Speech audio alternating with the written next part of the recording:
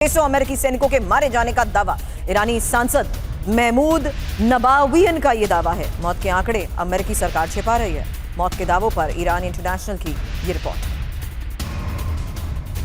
युद्ध की आग में जल जाएगा America. Full scale regional war को हवा दे रहा है अमेरिका और Iran war time military command head Abdullahi की ये चेतावनी। अमेरिका का साथ देने वाले देश भी जलेंगे।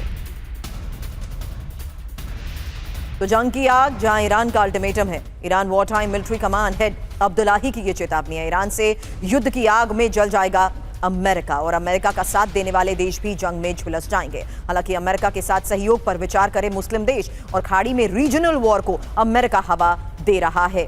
एक और बड़ी खबर है, अमेरिका के पास इंटरसेप्टर की भारी कमी। जहां नेवल फोर्स में कमी का सामना अमेरिका कर रहा है और इजरायल को बचाने के लिए ही कम पड़ रहे हैं हथियार। हालांकि अमेरिकी जनरल ने पेंटागन को आगाह भी किया है। द वॉशिंगटन पोस्ट की ये रिपोर्ट बड़े दावे कर रही है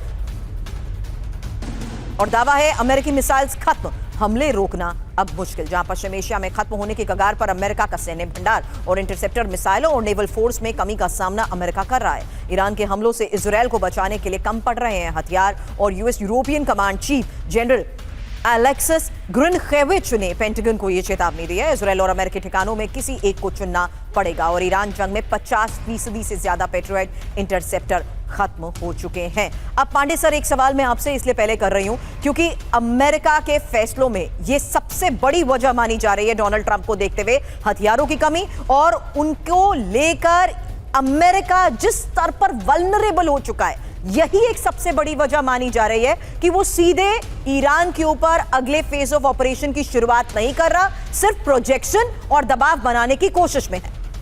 बिल्कुल, आपने पूरे संवाद का निचोड़ एकदम प्रस्तुत कर दिया। और एक और जो फैक्टर है, जो इकोनॉमिक फैक्टर है कि वहाँ के जो अमेरिकन पॉपुलेशन है वो भी उनके विरुद्ध होती आ रही है। उसका नतीजा, उसका कारण है कि जो गैसोलीन के कॉस्ट है वो लगातार बढ़ रहे हैं और एक चाहे वो कुछ भी कर रहे हैं, इकोनॉमिक प्रेशर अगर पड़ रहा है देश पर। और डोनाल्ड ट्रंप चाहते थे कि मेक अमेरिका ग्रेट अगेन, वो अगेन कैसे ग्रेट होगा, वो उसके लिए उनको लगता है कि वो 24 घंटे में युद्ध शांत नहीं कर पाए, मेगा भी अचीव नहीं कर पा रहे। तो क्या किया उन्होंने, अपने संपत्ति को जरूर बढ़ाया। उनकी मजेदार चीज यह है कि उनकी संपत्ति जो 594 मिलियन थी वो कहा जा रहा है कि 2.24 बिलियन हो गई है। तो ये जो एक प्रकार का जो प्रेशर पड़ रहा है उनके ऊपर, वो चाहते हैं कि किस प्रकार से युद्ध रुके। और मजेदार चीज है कि जब वो घोषणा ऐसी करते हैं तो ब्रूट ऑयल के कॉस्ट डाउन होते हैं और ये अगर कॉस्ट डाउन होते हैं तो डेफिनेटली जो उनकी पॉपुलेशन है उसके लिए भी कुछ राहत की खबर होगी। तो ऐसे हालात में एक कहा जाए कि सामरिक और कूटनीतिक जो ऊहापोह की स्थिति में डोनाल्ड ट्रंप इसमें जरूर है।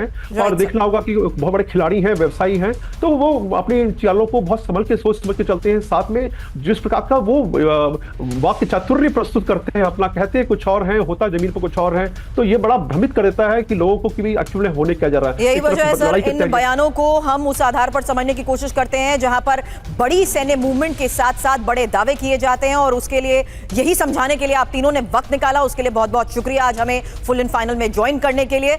अब एक और बड़ी खबर का रुख कर रहे हैं और उस फ्रंट से आपको तस्वीरें दिखाते हैं जहां रूस के लॉजिस्टिक सेंटर पर यूक्रेन ने बड़े हमले को अंजाम दिया और नोवोसिमेइकिनो में यूक्रेन का यह बहुत बड़ा ड्रोन अटैक है और यूक्रेनी हमलों से लॉजिस्टिक सेंटर में लगी भीषण आग की यह तस्वीर देखिए। बता दें, यूक्रेनी ड्रोन अटैक से लॉजिस्टिक सेंटर में बड़ी तबाही मची है। अब ब्लैक सी और अज़ोव सी में यूक्रेन के हमले को लेकर एक खबर आ रही है जहां रूस के कंटेनर और टैंकर पर अटैक हुआ और रूस के कंटेनर यानना पर यूक्रेन का यह हमला है।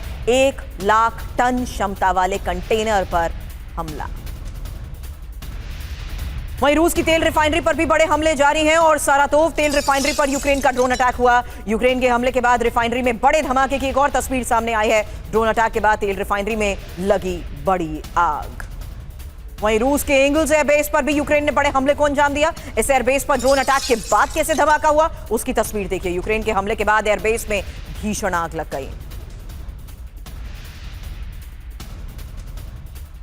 तो यह साफ है कि किस तरीके से यूक्रेन लगातार ऑयल रिफाइनरीज को टारगेट कर रहा है और एयरबेस पर भी ड्रोन अटैक के बाद हुए धमाके की यह तस्वीर आप देख रहे हैं। रूस की तेल रिफाइनरी पर अटैक, रूस के कंटेनर और टैंकर पर अटैक, जहां यूक्रेन के ताबड़तोड़ अटैक में रूस में मची महाविनाश की एक एक खबर अब आपके सामने। रूस के अलग अलग हिस्सों में अटैक यूक्रेन कर रहा है जहां रूस के लॉजिस्टिक सेंटर पर फिर बड़े हमले को अंजाम दिया गया। रूस के 19वें लॉजिस्टिक सेंटर पर यह यूक्रेन का हमला है। ब्लैक सी और अज़ोव सी में भी रूस के कंटेनर पर अटैक को लेकर दावा। सारातोव तेल रिफाइनरी पर अटैक कर तबाही मचा दी और रूस के एंगल्स एयरपोर्ट पर भी यूक्रेन ने ड्रोन से वार किया है। एक बड़ी खबर आ रही है